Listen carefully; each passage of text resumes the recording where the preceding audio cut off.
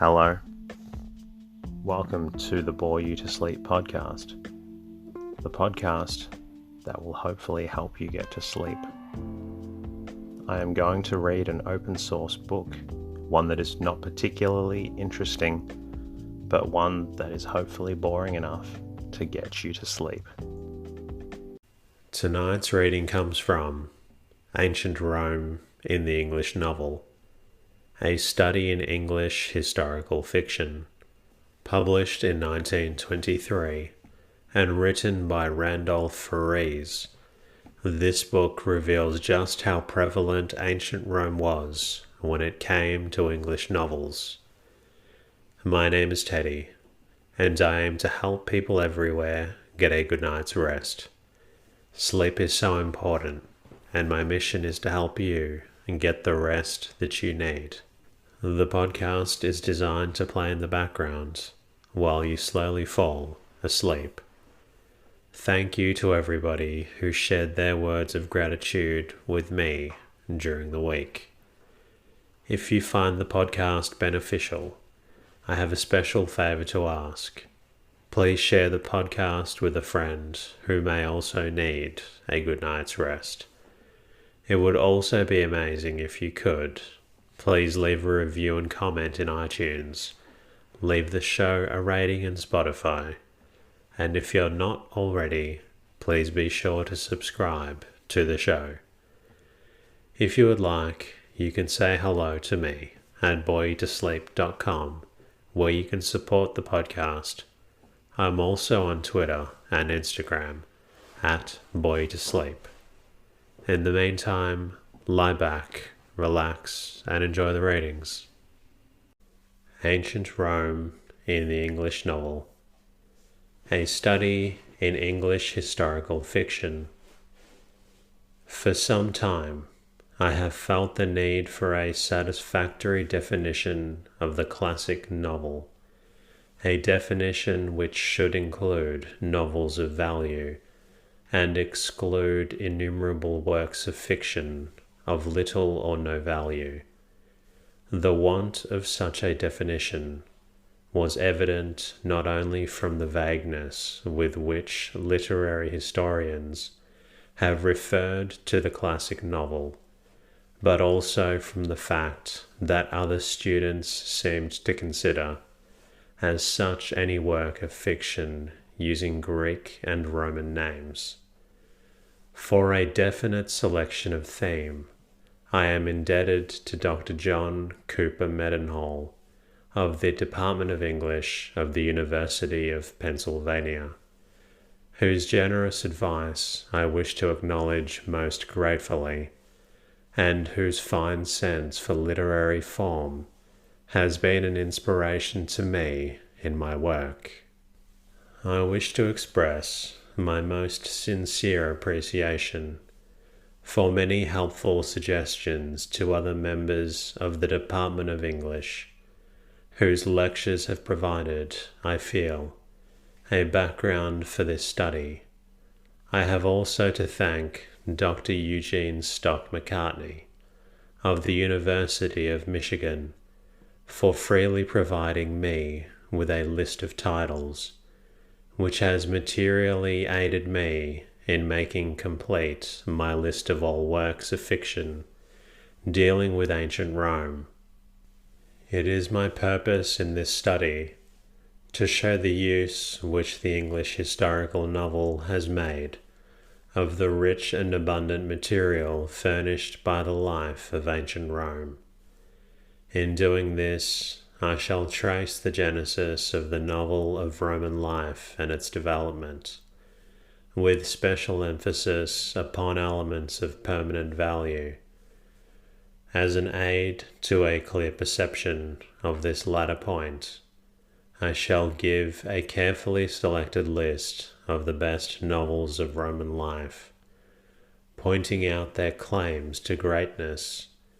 At the end of my study will be found a complete list of all books which make any pretense of presenting Roman life in the form of a novel. Since ancient Rome is often associated with ancient Greece in classical study, the question may arise as to why novels dealing with life in ancient Greece are excluded from consideration here. The answer is that comparatively few such novels have been written.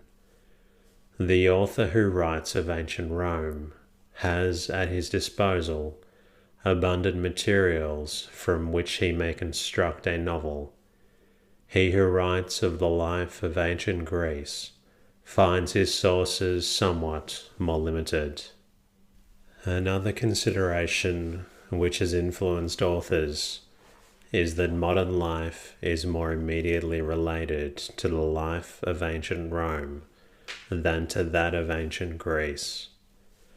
The classic period of Greek history was of comparatively short duration, and in one sense, the life of ancient Greece lost its identity even before it was absorbed by the life of the Roman Empire. While the life of ancient Rome made itself felt in the most remote parts of the widely extended Roman world, we must give full recognition to ancient Greece for her contribution to the world's culture, yet admit that her influence upon the world today has been overshadowed by the power of Rome, the story of Rome's power, rather than that of the culture of Greece, has found expression in the modern novel. A novelist who writes of ancient Rome may deal with any period of Rome's history, from the traditional date of the founding of the city to the time at which Rome ceased to be the head of the Western Empire. A convenient division is made when we speak of Rome before the Empire and Rome under the Empire. Pre-imperial Rome has furnished the inspiration for comparatively few novels. Since, however, some of these are of great merit, it will be well to examine certain portions of Rome's early history with which they are connected.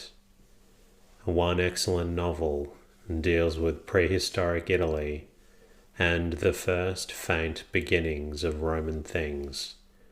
Immediately following the legendary period of her existence, Rome was chiefly concerned with struggles with her Italian neighbors. These struggles have inspired no great novel in English, though several good books for boys have been written about them. The desperate conflict between Rome and Carthage offers material for a novel of strong appeal, but the stirring times of the later Republic present the best field for the novel of pre-imperial Rome. The period of the Empire, however, when Rome was undisputed mistress of the world, is the time which has appealed to most of the novelists who write of ancient Rome. The number of novels or of books masquerading as novels, which make some use of Roman life as a background, is large. Many of these purport to be what they are not. So if one reviews even a small portion of the entire number, it becomes obvious that many, if not most of them, are neither literature nor anything else of value. There is one class of novels whose purpose is not to primarily represent life in ancient Rome, but to make other work attractive in the addition of artificial coloring. The use of such superficial aid in a novel nearly always reveals the absence of any serious purpose. This lack of seriousness is well illustrated by the work of Sir Rider Haggard in such pseudo-historical novels as Cleopatra and Pearl Maiden, a novel which seems to come a little closer to being truly historical, is Unto Caesar by the Baroness Orsi, but on closer examination, this book is found to belong to the artificial class we are discussing. It makes use of a few striking facts in the life of Caligula, but the deep significance of these facts and of its quotations from the Bible is entirely lost, owing to the light and cheap sentimentality which pervades the whole volume. A further illustration of pseudo-sanctity is seen in the recent published novel of Dr. Burris Jenkins, Princess Salome. When fantastic and improbable stories are woven around historical characters in a novel, or when facts of deep historical significance are made to aid the novelist in a frivolous pretense, the result is sure to be a work of small merit. Novels in which a supposed setting of Roman life merely conceals inferior work and makes it appear attractive will not be considered in this study. There is a second class of books whose chief purpose is not portrayal of life in ancient Rome, but rather a kind of religious propaganda. They set forth, in the form of fiction, some story inspired by the records of the New Testament, or taken from the chronicles of church history. Not all of these books are to be called novels, but they have been produced in large numbers, and have a significant relation to the kind of novel we are considering. Many stories of the early Christians, particularly of martyrs in the arena, may be told in such a way as to portray the life of Rome very inadequately. They often ignore the pagan point of view, and in most cases deliberately misrepresent it. In such a book as Cardinal Wiseman's Fabiola, the emperor and his soldiers are mere abstract representatives of power and evil, while the Christians artificially personify virtue and martyrdom. The work of Mrs. J. B. Peploe is well represented by Pomponia, a moral story of supposed religious experience. Many such books have been written since 1850 and published by religious publication societies. They usually present merely a stereotyped analysis of the character of some Christian martyr, while a smattering of history is used to blindfold, rather than to enlighten the reader. A novel which is truly to portray the life of ancient Rome may well include within its scope the life of the early Christians, but we shall not consider those books which deliberately present either Christians or pagans in a false light. Of special interest to the teacher of history are juvenile stories of Roman history, written for boys in fiction form, since many of these truly portray a part of the life of ancient Rome. It must be observed, however, that books for boys are subject to some limitations not placed upon novels written for their elders.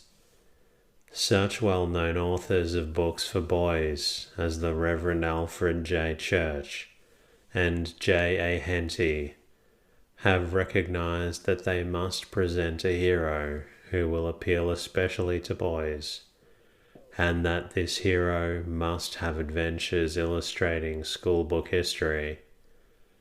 In Church's book 2,000 Years Ago, Spartacus is represented as a truly noble figure, while in the young Carthaginian, Henty makes Hannibal the real hero. But the technical hero in each of these books is an idealized youth. who rushes from one exciting adventure to another. Moreover, both Church and Henty tried to make the study of history instructive by introducing into their fictions for boys favourite incidents of the history books. The result was that their novels for boys became too heavy with history. The general criticism may also be made of such books for boys that they make too much use of the life of the soldier and the gladiator to the exclusion of other elements in Roman life. There is, however, a fairly accurate portrayal of Roman life from a teacher's point of view in some books for boys. Such books are not to be confused with the religious stories of the Sunday school type and have a definite connection with our subject. After excluding novels which use Roman life merely to make other work attractive, or as an artificial background for religious instruction, we find that there still remain a considerable number which attempt to portray Roman life, but are unsuccessful. The novelist may fall short of his aim through lack of scholarship, through want of appreciation of the essential worth of his subject, or through sheer inability to appeal to his readers directly. There may be found on the shelves of public libraries many novels in which the characters have Roman names and are supposed to live in ancient Rome, but many of these novels do not really portray the life of Rome at all. Some of them feebly essay to imitate books of established reputation, and prove to be very poor imitations. The present study will be chiefly concerned with these novels, which make a serious portrayal of the life of ancient Rome for its own intrinsic interest. We are dealing with what that form of the historical novel portrays in the life of ancient Rome. The historical novel may be defined as that form of the novel which makes use of historical characters and events as an integral part of the story. Ample support may be found for this definition in the always candid words of Sir Walter Scott, the first really great English historical novelist, in his introductions to the Waverley novels. In the prefatory letter to the Peveril of the Peak, he has the anonymous author of Waverley say, "A poor fellow like myself, weary and ransacking with his own barren and bounded imagination, looks out for some general subject in the huge and boundless field of history, which holds forth examples of every kind, lights on some personage or some combination of circumstances, or some striking trait of manners, which he thinks may be advantageously used as the basis of a fictitious narrative, invested with such shades of character as will best contrast with each other, and thinks perhaps he has done some service to the public if he can present to them a lively fictitious picture, for which the original anecdote or circumstance which he made free to press into his services only furnishes a slight sketch." Again, in the introduction to the Abbot, Scott says, "I naturally paid attention to such principles of composition as I conceived were best suited to the historical novel, and this when he just made it clear that the choice of a famous historical character as subject is the readiest, though the most difficult, way to instant success." In a note to the introduction to the Abbot, he says, "There occur in every country some peculiar historical characters, which are like a spell or charm, sovereign to excite curiosity and attract attention, since every one in the slightest degree interested in the land which they belong to has heard much of them and longs to hear more. The importance of a theme based on famous historical events to a historical novel is attested by Scott in his introduction to Red Gauntlet. Here he says, the Jacobite enthusiasm of the 18th century, particularly during the rebellion of 1745, afforded a theme perhaps the finest that could be selected for fictitious composition, founded upon real or probable incident. In the introduction of Woodstock, Scott says, "Nothing indeed is more certain than that incidents that are real preserve an infinite advantage in works of this nature over such as are fictitious.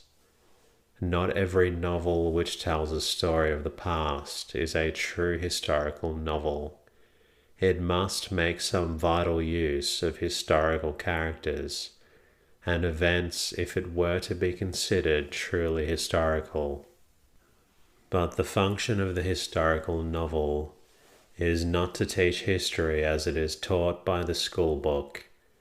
It is rather to aid the reader to a sympathetic appreciation of history in the broader sense. The history that reveals the life of the past with all its significant relations to the life of the present. As Scott explains, the love of knowledge wants but a beginning. The least spark will give fire when the train is properly prepared. And having been interested in fictitious adventures ascribed to a historical period and characters, the reader begins next to be anxious to learn what the facts really were and how far the novelist has justly represented them. Moreover, the aim of the best historical novels is not to escape the present and carry the reader back to the past, but to bring the present and the past face to face. In short, to portray life as it exists and always has existed. The passions, the sources from which sentiments and manners must spring in all their modifications, are generally the same in all ranks and conditions, all countries and ages, and it follows as a matter of course that the opinions, habits of thinking, and actions, however influenced by the peculiar state of society, must still on the whole bear a strong resemblance to each other. A historical novel is great when it is great because, in its study of the life of past, it displays the same qualities that give value to the life of today. The true test of greatness in a historical novel may be defined at once as the test of its success in portraying the past with realistic effect. With this in mind, I have reviewed all novels of Roman life which a most thorough search has brought to light, asking the question, what degree of success do they attain in portraying the life of Rome with realistic effect? We have indicated what novels are to be given an important place in the field of the novel of Roman life. But before considering so fully developed a form as Bulwer's Last Days of Pompeii, let us see what the soil was from such which a form grew. Since the novel of Roman life is a definite variety of the historical novel, we must first consider the origin of the historical novel as such. The true historical novel, it has been said, portrays the past with realistic effect. Since the time of Scott, historical fiction has in the main followed the example which he set in the historical novels. It is largely due to this fact that some authors have attained notable success in portraying the life of the past with realistic effect. Before Scott's time, historical romances existed, often taking such a form as to point directly towards Scott's work, and even attaining much of his success in such a realistic portrayal of life. Yet in 1785, Clara Reeve had somewhat arbitrarily said, "The romance, in lofty and elevated language, describes what never happened, nor is likely to happen." This definition does not seem to allow that the historical romance had achieved realistic effect at all, and so does not fairly represent the facts. But it must be remembered that the definition applied not only to the historical romance, but also to another form of the romance, which has been called the Gothic romance. While Scott's work in the historical novel is, in a sense, a continuation of the historical romance, the Gothic romance better represents the school of fiction which Scott supplanted. For this reason it seems better to dispose of the Gothic romance before we discuss more fully the early development of this historical romance. The Gothic romance begins with Horace Walpole's Castle of Otranto, which has no real historical background, though the events are supposed to have happened in the 12th or 13th century. Walpole had built a supposed Gothic castle, which he called Strawberry Hill, and the castle became a part of the Gothic romance. Walpole supplied this form of the romance with its familiar supernatural machinery, its ghost, creaking doors, subterranean caverns, etc., which need not be described here. It is well to note, however, at this point, that Scott, who adopted some of the saner elements of the Gothic romance, used the supernatural as something inseparable from many of the real Scotch characters, whom he described. Clara Reeve's champion of virtue, later called the Old English Baron, is to be noted since it contains both Gothic and historical incidents. The Gothic romance was further developed by Mrs. Radcliffe, Monk Lewis, and others. Mrs. Radcliffe especially influences Scott and the later novel. She develops the description of those aspects of nature which later impressed Byron, and is undoubtedly the creator of the Byronic hero.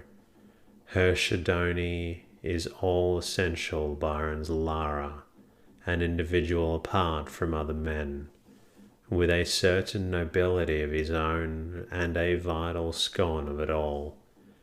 Lord Byron and his school reproduced certain elements of the Gothic romance, and in turn had an influence on the novel. The Byronic hero and the Byronic passion for the terrible aspects of nature will appear in the novel of Roman life and assume a prominent position. The Gothic romance continued to exist after the time of Mrs. Radcliffe. It took various forms, such as the detective story and the fantasy, as well as the tale of terror, with its superstitious elements. Down to 1850, It remained the fashion for almost any novelist to arouse his readers from time to time by a narration of marvelous or terrible events. The Gothic romance served to show that literature is not merely utilitarian, even in its wildest forms. It retained certain marks of the realistic novel and added testimony to the fact that realism and romance are, after all, inseparable. While not making a thorough study of medieval times, it pointed the way for Scott in dealing with this period of the past. It also had an important effect on the novel of Roman life in its formative stage, as will be seen. The so-called Oriental Romance is really a development of the Gothic. It originates with the work of William Beckford in Vathek, An Arabian Tale. This was a consummate piece of art of its kind, and had a tremendous influence on the writing of the time. Beckford built in Wiltshire an enormous mansion with mysterious halls and galleries, in which he tried to realize his dreams of Oriental luxury. Vathek was written in French and published in France in 1787. It was translated from the French manuscript by Samuel Henley as an English scholar and published in London in 1786 without Beckford's consent. Among other things, Vathek is noteworthy for his descriptions of Oriental magic and its employment of what may be called the labyrinth motive. This motive appears in the stories of all ages, its classic example being the story of the Labyrinth of Crete. It is used in some of Scott's novels, notably Woodstock, and in many novels of Roman life, in which the characters have to pass through a series of dark and intricate passages in the catacombs of Rome, or cut in the rock nearby some city of Egypt. The use of the Eastern magic is sometimes combined with this motive, and so appears in more than one novel of Roman life. The true historical romance is even more important in its relation to our subject. In tracing its development before Scott, the first important example is found to be Longsword, Earl of Salisbury, an historical romance attributed to the Reverend Thomas Leland of Dublin. This romance produces feudal scenes, such as are found in Shakespeare's historical plays, and anticipates many of the elements of Scott's historical romances. While the story is told, however, with the detail of an authentic historical document, it lacks historical perspective. Longsword stood alone for a time, except for Clara Reeve's Old English Baron. This romance of Clara Reeve's combined historical and Gothic incidents, as already mentioned, and had the effect of adding historical details to the customary castle and ghost in the Gothic romance.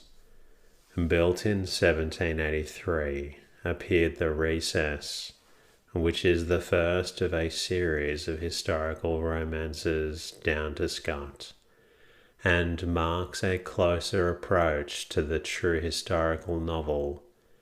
Its theme is the same as that of Kenilworth, and may owe something to Shakespeare's Antony and Cleopatra, as Kenilworth does. Many of this series of romances do, in fact, derive their history from Shakespeare's historical dramas. They show an increasing attention to the facts of history, which culminates in the romances of Jane Porter. Jane Porter's imaginative treatment of history far surpasses any previous attempts. Her Thaddeus of Warsaw is almost wholly historical, though deficient in the characterization and plot. While preparing to write the Scottish chiefs, she actually visited the places which she intended to describe. And that concludes tonight's reading. I hope you enjoyed listening to this story, and I also hope that you have slowly fallen asleep.